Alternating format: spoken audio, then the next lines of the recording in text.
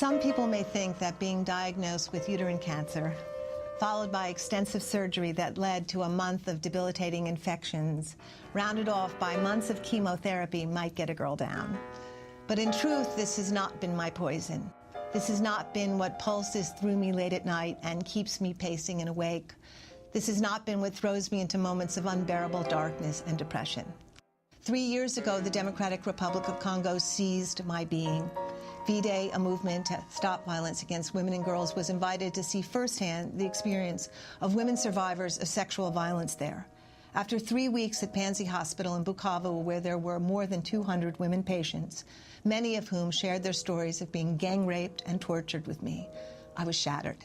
They told me about the resulting loss of their reproductive organs and the fistula they got, the hole between their vagina and anus or vagina and bladder that no longer allowed them to hold their urine or feces.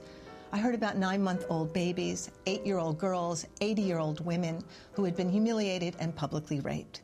In response, taking the lead from Women on the Ground, we created a massive campaign, Stop Raping Our Greatest Resource, Power to the Women and Girls of the DRC, which has broken taboos, organized speakouts and marches, educated and trained activists and religious leaders, and spurred performances of the vagina monologues across the country, culminating this year with a performance in the Congolese parliament.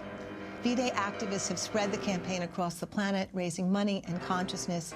In several months, with the Women of Congo, we will be opening the City of Joy, a community for survivors, a revolutionary community where women will be healed in order to turn their pain to power. We have also sat and pleaded our coming daily from the DRC that make me ill. The stories of continued rapes, machete killings, grotesque mutilations, outright murdering of human rights activists. These images and events create nausea and weakness much worse than chemo or antibiotics or pain meds ever could. But even harder to deal with in the weakened state that I have been in is knowing that despite the ongoing horrific atrocities that have taken the lives of more than 6 million people and left more than 500,000 women raped and tortured, the international power elite appear to be doing nothing.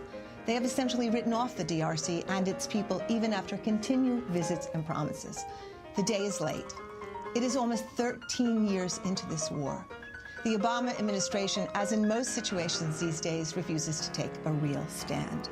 Several months ago, I visited the White House to meet a high official to engage the First Lady in our efforts to end sexual violence in the Congo, believing that her solidarity would galvanize attention and action. I was told essentially that femicide was not her brand. Mrs. Obama, I was told, was focusing on childhood obesity. It surprised me that a woman with her capabilities lacked ambidextrous skills, or was it simply interest and will that was absent? Then we have Secretary Clinton, who at least after much pressure visited the DRC almost a year ago and made promises that actually meant a huge deal to the people. They were excited that the U.S. government might finally prioritize building the political will in the Great Lakes region to end the war. But of course, they are still waiting. And then there is the UN. The anemic and glacial pace and the death-like bureaucracy continue to allow, and in the case of MONUC and the Security Council, even help facilitate a deathly regional war. 2 weeks ago in Kinshasa, one of Congo's greatest human rights activists, Flobert Chebaye-Bazire, was brutally murdered. In the same week at Panzi Hospital, the family of a staff member were executed. A 10-year-old boy, a 12-year-old girl were gunned down in their car on the way home. Murdering and raping of the women in the villages continues. The war rages on.